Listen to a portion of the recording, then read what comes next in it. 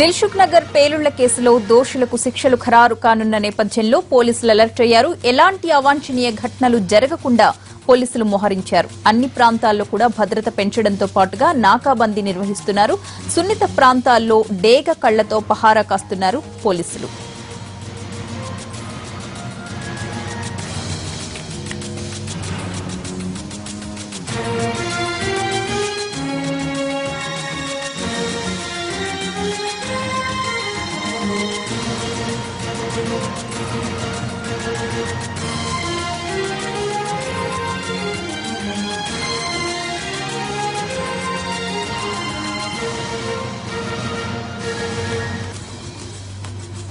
Dilsukh Nagar blast తీర్పు నేపథ్యంలో సమస్యాత్మక ప్రాంతాల్లో భారీగా పోలీసులను మోహరించి ఉంచారు. అక్కడి నుంచి తాజా సమాచారం అందించడానికి మా ప్రతినిధి శర్మ సిద్ధంగా ఉన్నారు. శర్మ, చెప్పండి, పోలీసులు ఎలాంటి భద్రతా ఏర్పాట్లు చేశారు? మరి కాసేపట్లో దిల్సుఖ్ నగర్ బాంబ్ బ్లాస్ట్ కేసులో నిందితులకు శిక్షలు ఖరారు కాబోతున్న నేపథ్యంలో ఎటువంటి భద్రతా ఏర్పాట్లు కనిపిస్తున్నాయి మీకు?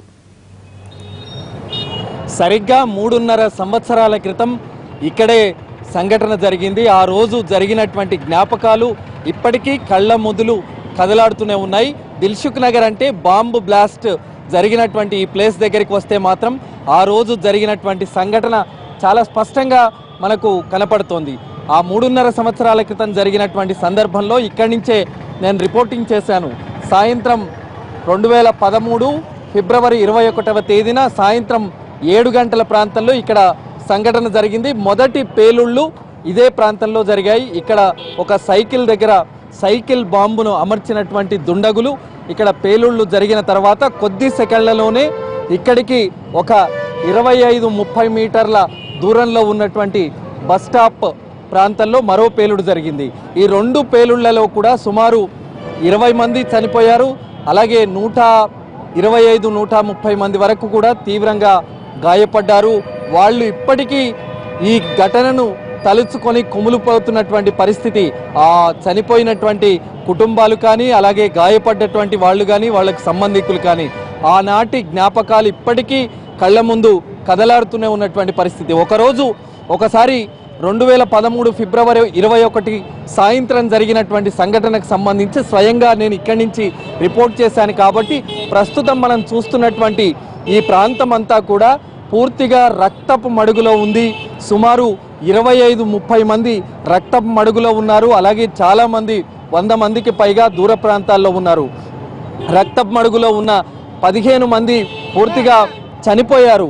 అలాగే మిగతా వాళ్ళు ప్రాణాల కోసం కాపాడాలంటూ ఆర్తనాదాలు చేస్తున్నటువంటి పరిస్థితి. ఇక్కడ ఉన్న వాళ్ళందరూ స్థానికులు కానీ సమీపంలో ఉన్నటువంటి సరూర్ నగర్ పోలీసులు కానీ ఇక్కడ వెళుతూ వస్తున్నటువంటి వాళ్ళందరూ కూడా అంబులెన్స్కు ఫోన్ చేయడం, హడావుడిగా వాళ్ళందరినీ కూడా ఆసుపత్రికి తరలిస్తున్నటువంటి ఘటన.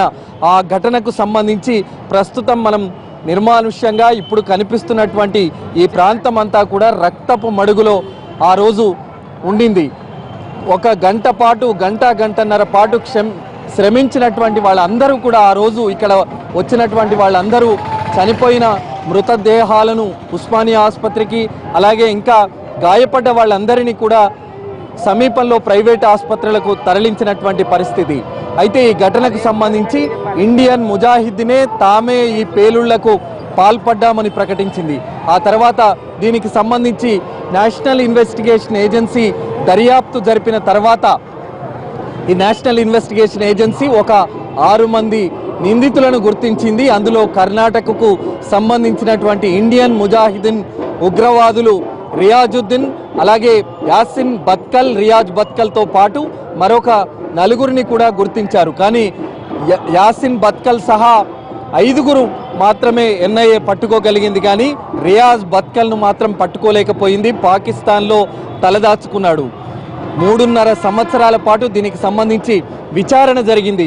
విచారణ సందర్భంలో ఎన్ఐఏ కీలకమైన ఆధారాలు సేకరించింది. ఎట్టి పరిస్థితుల్లో ఈ పేలుళ్లకు పాల్పడ్డ వారిని ఊరికే వదలకూడదన్న గట్టి సంకల్పంతో విస్తృతమైనటువంటి దర్యాప్తును జరిపి దాదాపు 3 ఛార్జ్షీట్లు దాఖలు చేసింది. అలాగే కీలకమైనటువంటి ఆధారాలు సేకరించింది. ఎందుకంటే ఇది 20 మందిని చంపడం, అలాగే 125-130 మంది వరకు క్షతగాత్రులు అయినటువంటి సందర్భంలో ఈ కేసులో ఉన్నటువంటి నిందితులకు ఎట్టి పరిస్థితుల్లో కేసు నుంచి విముక్తి కాకుండా చేయాలన్న ఉద్దేశంతోనే గట్టి ఆధారాలను సేకరించి కోర్టుకు సమర్పించింది. 3 ఛార్జ్షీట్లు దాఖలయ్యాయి. అలాగే దాదాపు 150-200 మందికి సంబంధించి విచారణ సాక్షులను కూడా విచారించింది. వాళ్ళు కూడా బలమైనటువంటి ఆధారాలే చెప్పారు. ఆ రోజు ఎవరు దీనికి సంబంధించి బాంబు పెట్టారు, దానికి సంబంధించి గుర్తించిన వాళ్ళు ఎవరు, ఎటు నుంచి వాళ్ళు ఈ ప్రాంతం నుంచి పేలుళ్ళు జరిగిన తర్వాత ఎటు పారిపోయారు, అలాగే అబ్దుల్లాపూర్ మెట్ ప్రాంతంలో ఇక్కడికి ఒక 25 కిలోమీటర్ల దూరంలో ఉన్నటువంటి అబ్దుల్లాపూర్ మెట్ ప్రాంతంలో ఒక గదిని అద్దెకి తీసుకొని అక్కడే రూపకల్పన చేశారు. ఆ బాంబుకు సంబంధించి ఏ విధంగా తయారు చేశారన్న దానికి సంబంధించి కూలంకుషంగా అన్ని వివరాలను ఛార్జ్షీట్ రూపంలో ఎన్ఐఏ కోర్టుకు సమర్పించింది. వారం రోజుల క్రితం దీనికి సంబంధించి కోర్టు వీళ్ళందరూ కూడా శిక్షార్హులే అనేటువంటి విషయానికి సంబంధించి ప్రకటించింది. మరి ఇవాళ దీనికి సంబంధించి ఆ శిక్షార్హులైతే ఎవరైతే ఉన్నారో 5 యాసిన్ బత్కల్ సహా 5 మందికి ఏ విధమైనటువంటి శిక్ష పడుతుందన్న దానికి సంబంధించి ఉత్కంఠ కొనసాగుతోంది. మరి ఈ పేలుళ్లలో గాయపడ్డ వాళ్ళు కానీ, అలాగే మృతులకు సంబంధించినటువంటి బంధువులు కానీ వాళ్లను మాత్రం ఊరికే వదిలిపెట్టకూడదు, ఉరిశిక్ష వేయాలి. ఇంతమంది ప్రాణాలను బలిగొన్న వాళ్ళందరికీ కూడా ఉరిశిక్ష వేయాలన్న వాళ్ళ డిమాండ్ మాత్రం చాలా ఖచ్చితంగా ఉంది. ఇవాళ మనం చూస్తున్నాం, ఇటు సరూర్ నగర్ పోలీస్ స్టేషన్ పరిధిలోకి వచ్చేటువంటి ఈ ప్రాంతంలో జరిగిన పేలుడు ప్రాంతంలో కావచ్చు, అలాగే ఇక్కడికి ఒక 25 మీటర్ల దూరంలో ఉన్న మలక్పేట పోలీస్ స్టేషన్ పరిధిలో ఉన్నటువంటి ఆ ప్రాంతంలో కావచ్చు, ఇవాళ ఏ రకమైనటువంటి శిక్ష ముద్దాయిలకు పడుతుందన్న ఉత్కంఠ మాత్రం ఇక్కడ చాలా మందిలో కనిపిస్తోంది.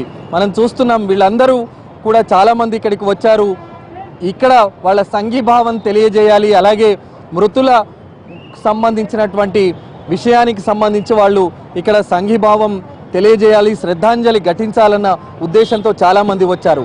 ఎలాంటి అవాంఛనీయ సంఘటనలు జరగకూడదన్న ఉద్దేశంతో ఇటు రాచకొండ పోలీస్ కమిషనరేట్ పరిధిలోని సరూర్ నగర్ పోలీసులు, అలాగే హైదరాబాద్ పోలీస్ కమిషనరేట్ పరిధిలోని మలక్పేట పోలీసులు కూడా 2 ప్రాంతాల్లో మోహరించారు. ఎలాంటి అవాంఛనీయ సంఘటన జరగకుండా కూడా ఖచ్చితమైనటువంటి చర్యలు తీసుకుంటున్నటువంటి పరిస్థితి మనకు కనిపిస్తుంది. కాసేపట్లో దీనికి సంబంధించి తీర్పు వెలువడుతుంది కాబట్టి మరి ఆ ముద్దాయిలకు ఏ రకమైనటువంటి శిక్ష పడుతుందన్న దానిపైనే ప్రస్తుతం ఉత్కంఠ అయితే కొనసాగుతోంది. ప్రస్తుతానికి సరూర్ నగర్ పోలీస్ స్టేషన్ పరిధిలో ఉన్నటువంటి ఏవైతే వాహనాలు ఉన్నాయో ఇతరత్ర పూర్తిగా చెకింగ్ కూడా జరుగుతున్నటువంటి పరిస్థితి మనకు కనిపిస్తుంది. కాసేపట్లో కొంతమంది గాయపడ్డటువంటి వాళ్ళు కావచ్చు, మృతులకు సంబంధించినటువంటి వాళ్ళు కావచ్చు, ఇక్కడికి చేరుకునేటువంటి అవకాశం మనకు కనిపిస్తుంది. ఒకసారి సరూర్ నగర్ పోలీస్ స్టేషన్ ఇన్స్పెక్టర్తో మాట్లాడదాం. ఒక్క నిమిషం సార్, బందోబస్తు ఏ రకంగా మీరు కొనసాగిస్తూ ఉన్నారు? ఇది లైవ్లో ఉంది, ఒక్కసారి మీరు చెప్పండి.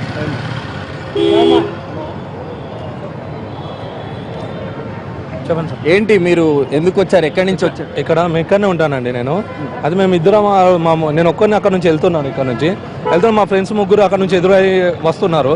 వచ్చినప్పుడు మేము వాళ్ళందరూ మిర్చిల కాడికి వద్దాం, మిర్చి సెంటర్ కాడ తిందాము అని వాళ్ళు మమ్మల్ని తీసుకొస్తారు. నేనే వాళ్ళని ఆపి అక్కడ కొద్దిగా ముందరికి వెళ్ళి మనం అక్కడ పనులు తీసుకుందామని తీసుకెళ్ళినా సార్. తీసుకెళ్ళిన లోపల మేము ఇట్లా మలుగుతున్న లోపలనే వెనక నుంచి ఒక శబ్దం వచ్చింది. ఫస్ట్ ఏమో చిన్నది పటాకులాగా అనుకొని ఇట్లా చిన్న శబ్దంలా వస్తుందంటే అది వెనక తిరిగి చూస్తూ ఉంటే ఒక 2 నిమిషాలు హఠాత్తుగా ఆశ్చర్యపోయినాం మేము. ఆశ్చర్యపోయిన తర్వాత అక్కడ ఒకటేసారి పెద్ద శబ్దం వెళ్ళిపడ్డది. తర్వాత ఒక ఆయన చెయ్యి ఇరిగిపోయింది, ఒక ఆయన కాలుకేమో రక్తం కారుతున్నది. మీరు ప్రయత్నం చేశారా వాళ్ళని ఆసుపత్రికి తీసుకెళ్లే ప్రయత్నం చేశాను. అంటే మా 3 ఉన్న ఫ్రెండ్స్లలో ఆ 3 ఫ్రెండ్స్ ఒక్కొక్కరు దారిలో వెళ్ళిపోయాను. అప్పటికి అనుకోకుండా వాళ్ళు ఇదే మిర్చి సెంటర్లో వచ్చి తిందాం అనుకున్నాం. ఒక 2 నిమిషాలలో నేను కనిపించకపోతే వాళ్ళు ఇక్కడ వచ్చి ఉండేవాళ్ళు. అయితే వాళ్ళని ఆపి నేను అక్కడ కొద్దిగా ముందర తీసుకెళ్లే లోపలనే ఇటు ఎటుకొని చూసే వరకు బాంబులు వెలిగినాయండి. అక్కడ మాకు కూడా నేను ఇక్కడ కొద్దిగా ముందర సాయిబాబా గుడి దిక్కి వెళ్తున్నాం. అక్కడ మేము పారిపోదు అక్కడ వెళ్ళిపోతాం, ఎగబడుతున్నాం. ఎగబడే టైంలో అక్కడ ఏమైందంటే మాకు సాయిబాబా గుడి కూడా అక్కడ కూడా మెయిన్ కదా, అక్కడ కూడా ఏమైనా పెట్టిరేమని మాకు ఆ భయం ఉండే, భయానక వాతావరణం ఉంటే అక్కడ ముందే ఒక చిన్న సందుంటే ఆ చిన్న సందులోకి వచ్చి మేము వెళ్ళిపోయాము. ఈ సంఘటనను మీరు ఖండిస్తారా? అప్పుడు మీరు ఈ ప్రాంతంలో వచ్చి వెళ్ళారా? జస్ట్ 1 అవర్ ముందు ఉన్నానండి నేను. దిల్సుఖ్ నగర్లో బస్ ఎక్కి విజయవాడ వెళ్ళాను. వెంటనే నాకు తెలిసేటప్పటికి ఆశ్చర్యం వేసింది. ఇది కఠినమైన చర్యలు లేకపోతే ఇట్లా జరగవండి. ఎందుకంటే మన న్యాయ వ్యవస్థలోనే ఒక లోపం ఉందని అనుకోవాల్సి వస్తుంది. ఎందుకంటే ఇప్పుడు ఎవరైనా తప్పు చేస్తే వాళ్ళు శిక్షార్హులేని కోర్టు ప్రకటించింది. ఇవాళ కాసేపట్లో తీర్పు వెల్లడించబడుతుంది. డెఫినెట్లీ శిక్షార్హులే కదండి. ఇప్పుడు చనిపోయారు వాళ్ళ కుటుంబీకులు అందరూ కూడాను పెద్ద ఉన్నోళ్ళు కాదు, ఉన్నోళ్ళు కానివ్వండి ఎవరైనా కానివ్వండి, వాళ్ళకి పిల్లలు ఉన్నారు, వాళ్ళంతా కూడా ఉన్నారు. వాళ్ళకి ఏం న్యాయం జరిగింది ఇక్కడ? ఇన్నాళ్ళు అయింది. వాళ్ళకి ప్రత్యేకించి గవర్నమెంట్ ఏమైనా పూనుకొని ఏమైనా చూసిందా వాళ్ళని? అదొకటి కూడా గమనించండి. మీరు మీడియా ద్వారా చెప్తున్నారు గవర్నమెంట్ ఏమైనా చూసిందా వాళ్ళని? మీరు న్యాయం జరుగుతుంది కానీ ప్రత్యేకమైన న్యాయం జరగాలి. వాళ్ళకి న్యాయం జరిగినప్పుడే అందరికీ నమ్మకం కలుగుద్ది. ఇప్పుడు మనం ఇండియా కానీ భారతదేశం కానీ ఏదన్నా కానీ ఎవరికైనా అన్యాయం జరిగినా కానీ జరుగుతుంది, ఇది నమ్మకం అంటూ ఏర్పడుద్ది. ఆ రోజు మాత్రం చాలా తీవ్రంగా ఉందండి ఇక్కడ పరిస్థితి మాత్రం మామూలుగా లేదు. బేదోలు సార్, పూడిగతులను బేదోలు చచ్చినారు సార్. దానికి ఇంతవరకు న్యాయం జరగలేదు. వాళ్ళు ఎవరో ఎడదాచుకున్నారు, ఎడబడుతుంది ఎవరు తెలియదు. వాళ్ళు చచ్చిపోయినారు. అలాంటి రోజు శిక్ష ఇవ్వాలి సార్, గురుజీ ఇవ్వాలి సార్, వాళ్ళకి గురుజీ ఇవ్వాలి వాళ్ళకి కంపల్సరీ సార్. ఎందుకంటే బేదోలు సార్ ఎంతమంది బతకడానికి వచ్చినారు. అలాంటి వాళ్ళు చచ్చిపోతే ఎవరికి వాళ్ళ కుటుంబం ఎట్లుండేది సార్ ఇప్పటిదాకా? ఏం పరిస్థితి అది? ఇలాంటి వాళ్ళు ఉంటే మన భారతదేశం ఏం కావాలి సార్?